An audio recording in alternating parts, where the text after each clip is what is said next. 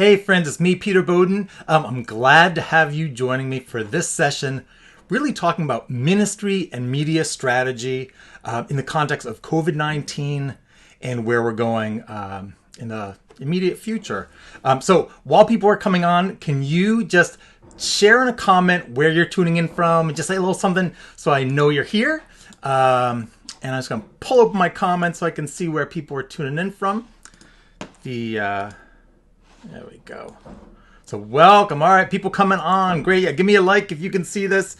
And I'll tell you that Facebook just updated some of their live producer features. So now there's a live tab connected to your page. So like for this event, I shared with some people a facebook.com/uuplanet/live link. So now that's kind of the home for all the live.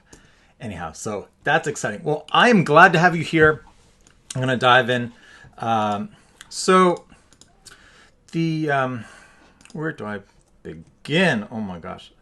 I got to tell you, I have been working like crazy since we've moved away from meeting in our congregations, just because over the last really decade, I've been really working to help our congregations integrate ministry and media. So I did tell you that I'm going to keep this session to 20 minutes. And for those of you who are joining one of these sessions for the first time, if you are looking at this as a staff team, a board person, and are newer to my work, I'm really glad to see you. We have a lot of challenges right now. But as someone who's been working with congregations on growth, outreach, media, integrating digital strategy, with our ministry, I got to tell you, I'm really excited by what we can accomplish right now. But I know that this is a challenging time. I'm married to a minister. I've been working with congregations my entire adult life. Previously, I worked for the UUA in our districts and then became an independent consultant working with First Small Group Ministry. I co-founded the UU Small Group Ministry Network years like 2004 and as a website before that. And then have just been increasingly weaving digital tools into my work. So first, the challenge. Right now, I was watching a CNN town hall on coronavirus the other day, and they had Mark Zuckerberg on. And he shared something that kind of just stopped me in my tracks. He said that Facebook has instituted a policy that they are not going to plan on hosting any gatherings of more than 50 people, no gatherings of more than 50 people. That's internal Facebook events and the larger events they host. No gatherings of over 50 people between now and June 2021. 2021, so like to this June and then a whole year beyond, Facebook's planning to not hold gatherings of over 50 people. I was just like, oh my, what do they know? What do they know? Well, they're planning. Now, I don't know what's going to happen with COVID-19, our social distancing, and what we're going to be allowed to do. But I know that the concern for people to go back into congregations where we're all gathering side by side is huge. And I think it's essential. If your congregation wants to thrive in this time, you need to really start getting oriented to what I consider a digital first and video first ministry, and combine that with proven ministry models that work, small group ministry. So what I'm going to walk through is basically the model, the approach that I think is going to be the winning approach for our congregations. I'm just talking about Unitarian Universalist congregations across the United States and Canada, elsewhere. But I'm based in the United States. The model I think you should focus on, and then I'm going to share the trainings I'm working on to help you do that. So, first, in order to thrive right now and learn new skills, like people are skilling up like crazy right now. I know that as congregations, when we are threatened, when budgets are threatened, when we can't gather like right now, when we have to learn all these new skills, when people are questioning whether we can continue having this staff person and that staff person, just what happens? we turn inward, people can fight, things get difficult, and it's hard to learn. So I just want to acknowledge that is really hard to learn. But for congregations that want to really engage right now, there are some key learning objectives that I think you need to have. The primary one being video and then corresponding social media strategy. But a lot of the things that I think can help you succeed are proven ministry models. And so I just want to anchor what we're talking about in what we know works. Deborah commented, Reverend Deborah, about 21st Century Church. We still got to talk about the service you had recently. Talking about that. Anyhow, so here's what I think we need to do. For years, small groups have been an important part of our congregations. And as I've been working to consult and train people across the country in small group ministry models, one of the things that I've noticed is that it's very easy for congregations to implement small groups, do a big push when they start small group ministry, and then it kind of gets put in the back burner and goes into autopilot. And so there's like great small groups. And for those of you who don't know that popular small group ministry and covenant group model, we're basically trying to organize the congregation so that people are gathering in groups of 8 to 10 or so with facilitators, and having those groups, the way I approach it, integrated into the leadership and life and ministry of the congregation. So if you really organize your congregation using small groups, so everyone's part of the groups, then we have the ability to start doing great things like pastoral care and feedback between groups and leadership in a way that's really exciting. But so over the years, as people have implemented small group models, it's kind of gone on the back burner. We have to take small groups right now and make it the primary way we are delivering ministry, I believe, because when you take our ministry and translate it into online spaces, what works best? What's easiest to translate? The small group Zoom meeting is ideal. I'm hearing great feedback from congregations where they're having people meet in small groups. People are like, ooh, we're doing committees and Zoom meetings. That's great. Youth groups meeting. The small group circle, that model works using the online tools we have beautifully. And we know that that's what helps stick people into our congregation's relationship. And it's the ideal situation, the ideal context for having the issues, the ideas, the topics that your leadership, clergy or otherwise, religious professionals, that they want to guide the congregation, the members and friends in exploring. The small group is the ideal context for doing that. So what I want us to do, I want you to do, is be like, all right, we are going to take our congregation's ministry online full on in an exciting, not like, oh, we can't meet kind of way. It's like, no, man, we're going to rock our small groups. We are going to do spiritual exploration. We're going to do everything, like the core of what we've been doing. And we're going to use these tools. And we have the exact tools we need to have. So one of the things that's exciting about that is you can scale that ministry. So if you're a congregation that's been small and you're like, oh, how can we survive? I'm like, you got to really push out your small group model, invite people to participate, and you can, through promotion and really inviting people into that, you can grow your small group offerings and grow the base of your congregation beyond what you've had in worship quickly. All right. And I think that's going to be, you start thinking about like, all right, what do we need to sustain ourselves, to be of service in this time, to support people in this time, to build community and be financially viable? How many people in small groups do we need? Okay, so I want you to get people in small groups. I am working on taking the core. Some of you are experienced with small group ministry, others not. I am going to very rapidly roll out, actually I'll tell you about the trainings right now since I'm kind of segueing, a training on how do you use video in the context of ministry as religious professionals. Okay, that's number one. 2, small group ministry. I'm going to take everything that I've been working with congregations on over the last, now it's like 20 years, and put the most essential components, strategies into a training so that, as you're rolling out small groups, you have everything you need to know and all the pitfalls. So we have healthy groups that are part of your ministry. And the last training that we got to get and work we have to do is the social media strategy. So how do those three things relate to what you need to do now? If you are getting your members in small groups as a primary way of organizing your ministry right now, so right now they're going to be Zoom groups by default, maybe another platform, whatever video conferencing you're using. But right now, you need to get everybody in Zoom groups as like your default. Like if you want to participate in congregational life, get in one of these groups because that's how we're communicating with you. Now, your leadership, and you can have different kinds of groups. You can differentiate.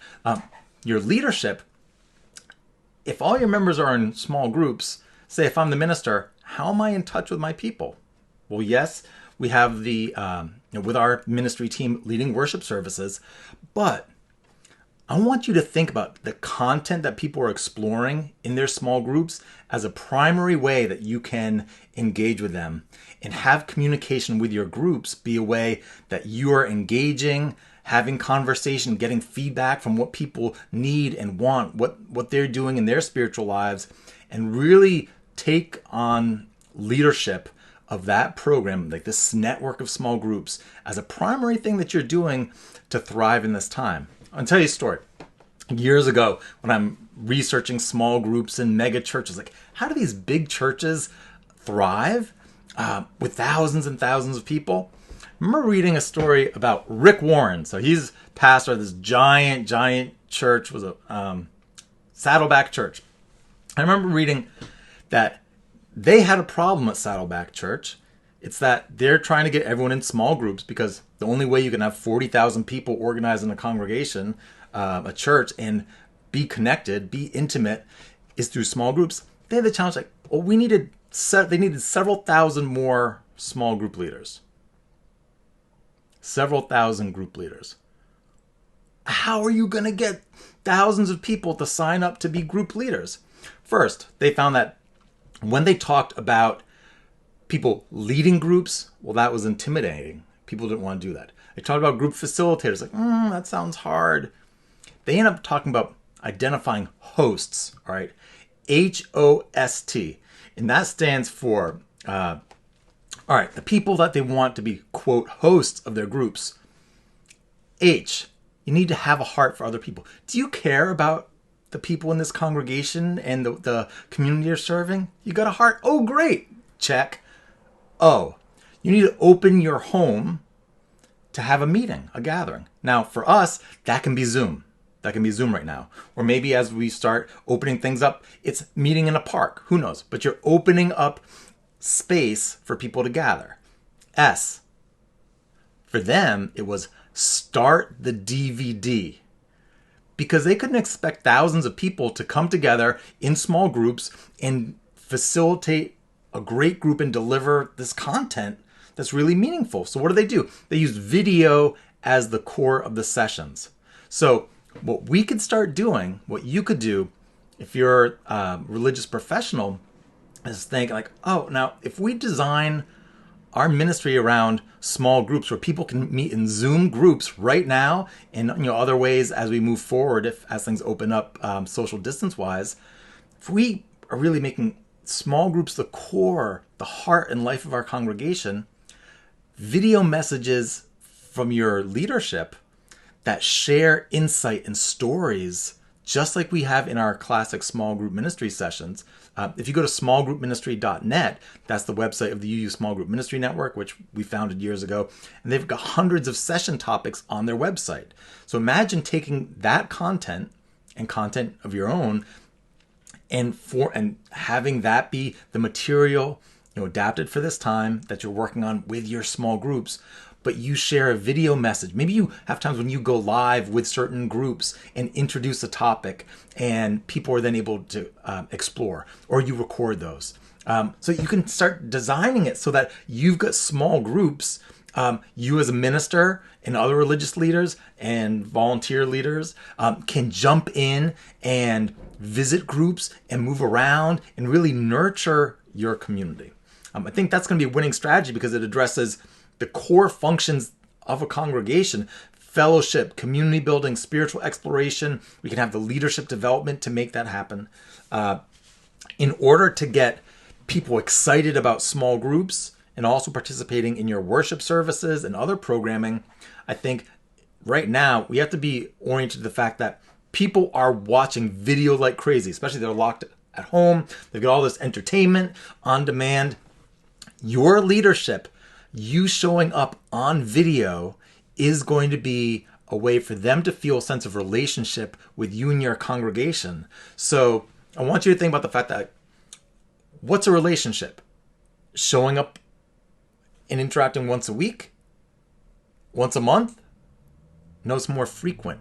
So the stronger your relationships as leaders of your congregation, the stronger your relationships are with your members and friends, the stronger your congregation is going to be, the easier it is going to be to have people participate in your small groups and to start growing your small groups. And like, you could have way more people in small groups in short order, by the end of this quote church year, by the end of June, if you wanted to, than you've ever had participate in congregational life.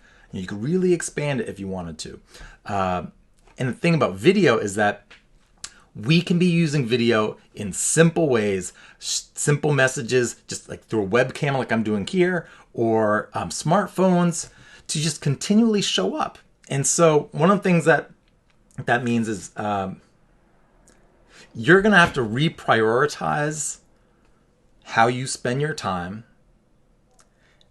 what your schedule looks like, and who you're showing up for and how. And that showing up online, using video, so that people see you, they can engage with you, they can comment and interact, but also people can share, and your voice, your presence, your ministry can travel far and wide throughout your community and beyond. That's going to be essential. But you have to schedule that, and you have to practice doing that, because I tell you, even though I've been working with television, broadcast television, for years now, like 16, 17 years, been training in our congregations for years, preaching, 20 plus years. When I started trying to do like Facebook Live sessions and presenting webinars where you're talking just to a camera, that's hard. So we have to practice that. So I'm going to work on developing a video ministry academy where you can join the academy. I'm going to have all the things that I think you need to be doing, not like fancy production, not live, not worship live streaming. I'm talking about for you as a leader, if you're going to show up and be present to lead as a spiritual leader, a religious leader in this time, and video is a primary way you're going to do that, what do you need? What do you need to do? Like, how do you do that? From some technical things, but then especially strategy. There are all kinds of ways we can use video to advance your membership development, your stewardship as the core of small group ministry. So I'm going to be doing that. Everything that I'm doing, I'm going to be sharing free, little strategy sessions like this as we go. And my plan is to start rolling this stuff out. So next week is when I'm going to start, inviting people to enroll. I'm envisioning it so that you can join that program and get into a special group, Facebook group, where you can post and practice, like post videos and practice, and I'll give you direct feedback. So I am going to directly train you, coach you, mentor you in how to do video, so that even if you're shy, I used to be so shy. It's Unitarian Universalism and working within our congregation that helped me open up. And then having something to say that helped me move into public speaking, and then video almost as a necessity. So I want to be there for you and have your back when it comes to that. And then small group ministry, and then the social media strategy. How to use social media to tell the story of what's happening in your worship services. How to use social media to not just broadcast, but to bring the conversation. I've been talking about all these things for the last year or so. Like, if you go to my YouTube channel, youtube.com/Peter Bowden Live. Like, a lot of the strategies I'm talking about, you can find videos on that there right now. Training is going to roll out, I'm going to go deeper, and I'm going to be there right with you. But so we use social media to really be the space within which we are inviting people into congregational life, excuse me, to be the space where we're having conversations, not just preaching at people. You're facilitating their spiritual exploration. You're using video. You're getting people into small groups. And you're using social media to be the glue and space and amplifier of it all.